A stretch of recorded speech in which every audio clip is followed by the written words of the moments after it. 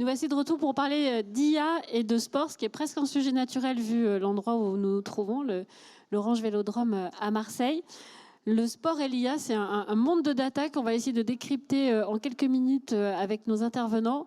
Avec nous, donc Frédéric Benel, vous êtes senior directeur chez Infosys. Bonjour et merci d'être avec nous. Avec plaisir. À vos côtés, Charles Cohen, vous êtes le fondateur de la startup Bodyguard. Bonjour, merci. Et Cédric Messina, qui est le fondateur de MyCoach. Merci. Et merci d'être avec nous. Cédric, peut-être première question. MyCoach, né il y a un peu plus de 10 ans, avec ce que l'on imagine bien sur le sport. Si je dis sport et data, on va dire que spontanément, on va parler des données qui servent aux joueurs pour améliorer sa performance, préparer son prochain match, mieux affronter son adversaire. Qu'est-ce qui, il y a un peu plus de 10 ans, vous décide de créer MyCoach ? Longue histoire, MyCoach, on fait partie des anciens et des éléphants de la tech. Au départ, c'est une idée hyper simple. Comment on facilite en fait la gestion d'une équipe de football. Donc ça s'appelait MyCoach Football. C'est un produit où tout de suite on a compris qu'il fallait un tiers de confiance qu'il développe, qui est devenu MyCoach FFF, qui est devenu le produit pour tous les entraîneurs de la Fédération française de football. Et puis de fil en aiguille, en fait, on est devenu prestataire pour quasiment la moitié des fédérations. Donc là, il se pose un problème après un aussi longtemps dans la tech, c'est celui du modèle économique. Et on s'est tourné sur un marché qui est le plus mature, qui est le marché professionnel, ce qui a donné naissance il y a quelques années à MyCoach Pro, qui est clairement dans la thématique du jour. Alors, le monde de data, on a envie de dire, il y a beaucoup de data dans le sport. Ce n'est pas Frédéric Benel qui va dire le contraire. Vous vous occupez plus particulièrement d'un partenariat qui lie Infosys avec la Fédération française de tennis. Comment est-ce que ça se traduit ? Vous allez un peu au-delà finalement de la performance du joueur seulement. Oui, alors c'est vrai que déjà ce qu'il faut dire, c'est que le monde du sport n'échappe pas au big data. Et qu'effectivement, il y a tout un tas de données qui sont disponibles. Et la grande question déjà à se poser, c'est comment on veut les utiliser, comment on peut les sélectionner aussi, et les restituer de manière intelligible aux bonnes personnes, et si possible avec un niveau d'analyse le plus poussé possible. Et en fait, sur ces deux derniers facteurs que je viens de citer, à savoir la restitution intelligente avec un niveau d'analyse, en fait, l'IA peut le permettre. Donc ça, c'était pour l'introduction. Après, se pose la question de savoir quels sont les usages et pour quelles cibles. Et effectivement, nous, en tout cas chez Infosys, on adresse 3 publics principaux qui sont le coach et le joueur et tout l'écosystème qu'il y a autour. Ça peut être par exemple des préparateurs physiques, ça peut être des analyses performance. On va adresser également le fan et puis les médias. Et pareil, quand je parle des médias, c'est vraiment un écosystème assez large. Ça peut être les journalistes, mais ça peut être également les diffuseurs, par exemple, ou les commentateurs sportifs. Donc en fait, vous fournissez finalement un outil à disposition. Peut-être, Charles, aussi sur ce côté de la data. Vous avez pris un biais. En IA, il faut faire très attention à l'emploi de ce terme, n'est-ce pas ? Mais en tout cas, vous avez pris une direction qui est un petit peu différente, si je peux dire. C'est un peu complémentaire. C'est que finalement, la data, vous en servez, j'allais dire, pour faire du bien. C'est de la data for good. On peut dire ça, ce que fait Bodyguard. On peut dire ça, on peut dire que c'est une IA for good. Donc chez Bodyguard, on protège les entreprises, on aide les entreprises à se protéger, à protéger leurs réseaux sociaux, leurs communautés et leurs employés des contenus haineux sur Internet, le tout en temps réel. Et on utilise également cette protection-là pour pouvoir protéger les athlètes de très très grands clubs européens, et on utilise cette data-là pour finalement protéger leur performance également. Donc c'est une sorte de...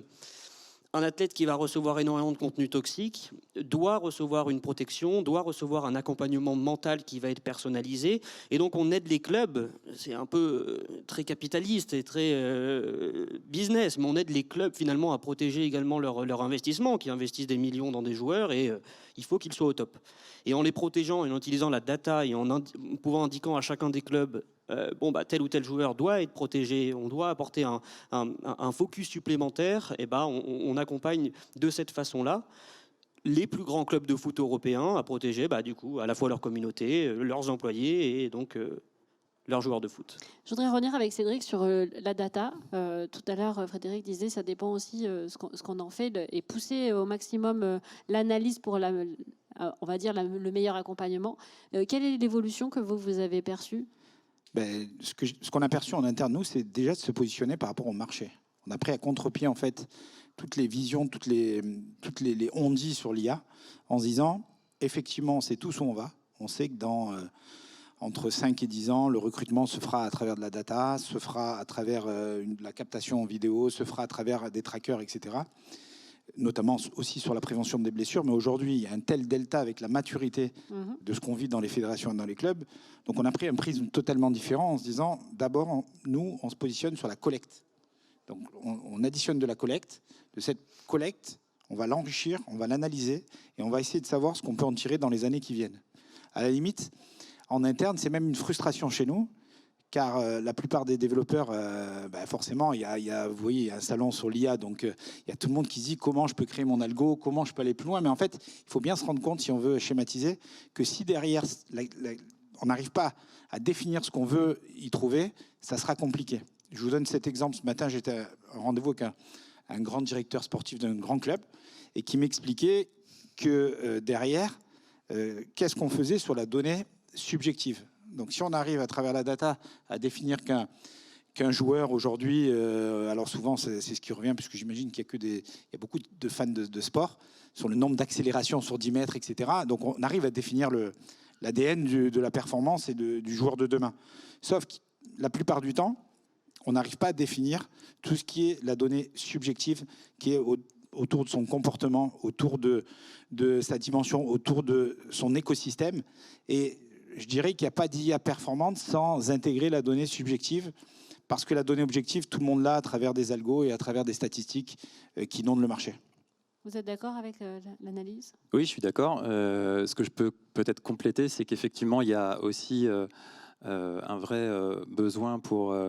en tout cas pour les joueurs et les coachs, de bien mettre l'accent sur le fait que la data et l'analyse, enfin l'intelligence artificielle, peut vraiment aider sur la partie tactique du jeu, plus que sur la partie technique ou émotionnelle. Je m'explique. Aujourd'hui, par exemple en tennis, en tout cas, des joueurs du top 10 ou du top 20, ils ont tous à peu près la même technique. Bon, ils ont tous leurs points forts et leurs points faibles, mais ils sont tous très très bons en fait. Et finalement, c'est pas sur la technique que ça va se jouer, c'est plutôt sur ni sur la gestion des émotions, ni sur la partie mentale, mais par contre vraiment sur la partie tactique, où là en fait l'IA et les data peuvent vraiment aider un coach ou un joueur à prendre des décisions sur ce qu'il doit améliorer, quels sont ses points forts, quels sont ses schémas de jeu. Et souvent, en fait, ça permet aussi d'identifier des choses qui ne sont pas détectables sans l'IA, justement. C'est-à-dire vraiment des points Donc plus précis, finalement, c'est plus infime. Tellement subtil. Par exemple, je vais prendre un exemple. Il y a Holger Rune qui fait partie du top 8 en tennis. Il a un analyste performance, en fait, qui travaille pour le coach. Et il s'est rendu compte, en fait, qu'à Roland-Garros, entre le premier tour et le troisième tour, il s'est rendu compte que le pourcentage de premiers services, la moyenne des premiers services de son joueur était inférieure au premier tour à sa moyenne habituelle et supérieure à sa moyenne au troisième tour. Et donc il s'est dit, qu'est-ce qui explique ce fait de jeu en fait ? Le coach ne l'avait même pas vu. Et en fait, ce qu'il a fait, c'est qu'il est allé voir les solutions qui sont implémentées donc à la FFT pour Roland-Garros, qui sont générées en fait directement sous format vidéo par l'IA. Il a filtré directement sur tous les premiers services et il a tout de suite vu en fait ce qui pêchait dans le mouvement du joueur. Il est allé voir le coach et il lui a dit voilà ce sur quoi il faut que tu travailles le prochain programme d'entraînement avec le joueur. Mais est-ce que du coup on ne forme pas, j'allais dire on ne construit pas? Bon, pour finir sur mon image de tout à l'heure, et en fait l'exemple que je voulais donner, c'est celui de donc ce fameux dirigeant qui demande face à un algo d'IA, il lui dit voilà j'ai besoin d'un attaquant grand, bon de la tête, donc il met les critères, bon de la tête, et je marque sur un papier pour faire un test. Et donc je voudrais que tu me sortes la liste de 10 attaquants, bon de la tête, bon en rupture, qui sont dans le jeu, qui jouent régulièrement, etc. Je mets le nom et qui jouent dans un grand club européen. Et donc l'algo sort 10 joueurs et lui dit j'espère que le joueur que vous avez choisi, et le nom c'était Olivier Giroud qui n'était pas dans les 20 choisis par l'algorithme. Donc on se rend vite compte, les limites aussi aujourd'hui sur le ressenti. Vous avez des entraîneurs, il y a eu un article sur l'équipe il y a 2 jours sur le rôle sans doute des plus grands entraîneurs de l'histoire, qui est Didier Deschamps, qui lui, dans un premier temps, et nous on bosse avec la Fédé puisqu'on équipe 80% des clubs de Ligue 1 et toutes les équipes nationales, et qui lui se met en distance par rapport à ça, en se disant, on est encore à une ère de la poignée de main, du ressenti, des yeux, et de tout ça. Ça viendra sans doute, mais clairement, c'est quelque chose qui va prendre du temps. On sait où on va, maintenant il faut prendre le temps d'y aller. Ouais, de manière générale, je suis d'accord avec ça et je trouve que quand même ça va dans le bon sens. Je pense que si on doit observer la compétitivité dans le sport qui devient de plus en plus féroce, et le football de maintenant, par exemple, n'a rien à voir avec le football d'il y a 30, 40 ans, ça devient de plus en plus difficile et on dépasse à chaque fois les limites. Je pense que c'est également grâce à l'adoption de la data. Alors c'est long, parce que le sport est un domaine qui est encore, entre guillemets, parfois à l'ancienne, mais on va dans la bonne direction. Ça, je pense que c'est le message à retenir, c'est que ça va dans la bonne direction et ça commence à être utilisé vraiment à énormément de points. Si je prends l'exemple de Bodyguard, nous, on a des demandes avant chaque mercato pour le recrutement d'un joueur, de faire des analyses très complètes pour comprendre s'il y a un danger de toxicité, de bad buzz, de crise par rapport à tel ou tel joueur. Donc c'est vraiment assez fou de se rendre compte que petit à petit, il y a une éducation du marché qui est en marche, mais comme disait Cédric, qui prend du temps. Peut-être un exemple qu'on avait évoqué ensemble, Frédéric, c'est Fabien Galtier. Alors là, du coup, on passe au rugby, qui a beaucoup utilisé la data sur sa stratégie pour le match des Bleus. Et on connaît le résultat malheureux pour la France. Est-ce que le danger, c'est pas de laisser finalement trop de pouvoir à la data, de trop s'appuyer sur la data et de garder, comme le disait Cédric, finalement peut-être aussi ce côté humain et subtil, comme on le disait tout à l'heure? Alors oui, c'est une très bonne question. Je pense que la première chose déjà, c'est que l'appétence des joueurs ou des coachs pour la data, il est très différent en fait d'une personne à l'autre. Même dans le top niveau, au niveau des joueurs, il y a des joueurs qui s'en fichent en gros, et puis il y a des joueurs qui travaillent uniquement avec ça. Pour le cas de Fabien Galtier, c'est sorti dans l'équipe il y a peu de temps. C'est un article à propos de son usage à outrance, en tout cas c'est comme ça qu'il le présentait, sur la data, versus le trauma qui a impliqué la défaite en quart de finale de la Coupe du Monde qui s'est passée en France. Et donc en fait, on a reproché un peu à Fabien Galtier de justifier toute sa stratégie de jeu sur l'usage de data qui, effectivement, n'a pas été couronné de succès. Sauf qu'en fait, ce qu'il a dit, c'est que en fait, ça fait 4 ans qu'il utilise la data et ça fait 4 ans que l'équipe de France a de bons résultats, en fait. Donc, c'est vraiment, c'est toujours la même chose, en fait. C'est qu'est-ce qu'on fait de cette data, jusqu'où on va et où est-ce qu'on place le curseur, finalement. Finalement, c'est plutôt un enseignement. C'est finalement, il ne faut pas rester sur un mauvais exemple, si je puis dire, par rapport à tous les autres. On a beaucoup parlé de la data et de l'usage que peut en faire le sportif. Peut-être revenir sur tout ce qui est autour, notamment sur l'engagement des fans et sur l'engagement, même ne serait-ce que sur le tennis, où il y a une volonté de renouveler aussi des jeunes joueurs. Et le tennis n'est pas forcément attractif. Qu'est-ce qui peut être fait autour des sports pour les rendre attractifs? Le foot, pas sûr qu'il y en ait vraiment besoin, mais en tout cas, le tennis ou d'autres sports, peut-être davantage. Je ne sais pas, du coup, Charles, si sur ce côté engagement des fans, comment est-ce que la data peut servir à apporter du plus? Alors nous, il y a plusieurs enjeux. Il y a un vrai enjeu de... Je vais prendre le cas du foot chez Bodyguard. Il y a un vrai enjeu de violence dans les stades. Une violence dans notre société de manière plus générale qui est de plus en plus présente. Et ça, c'est un vrai problème qui touche tout le monde. Et c'est pour ça que l'usage de la data également est, pour le coup, l'action de la modération sur les réseaux sociaux de grands clubs de foot européens permet de réduire un petit peu toute cette violence en ligne qui parfois peut également se retrouver dans les stades. Alors, c'est pas en effectuant de la modération en ligne qu'on va résoudre la problématique de la violence dans les stades, mais en tout cas, on peut l'atténuer en justement retirant toutes les provocations, les menaces, tous les contenus qui peuvent parfois venir de l'équipe adverse et qui donnent envie de se venger. Exactement. Donc, on réduit un petit peu le feu, et ça, c'est extrêmement important. Et tout ça, du coup, une violence réduite en ligne ou dans les stades amène un engagement évidemment plus important, parce que l'inverse, toute cette violence-là, qu'elle soit physique ou en ligne, en fait, amène surtout un désengagement. Donc nous, ce qu'on évite chez Bodyguard, c'est le désengagement. Frédéric ? Pour compléter là-dessus, en fait, ce qu'on constate aussi, c'est que pour le fan, en fait, il y a une vraie volonté, effectivement, en tout cas, c'est comme ça qu'on nous le demande, d'engager le fan à la fois sur des usages où il n'est pas en train de regarder un match, par exemple, où il n'est pas dans le stade en train d'assister au match. Donc là, ça va passer par exemple, des datas qui sont directement accessibles dans une appli de Roland-Garros, par exemple.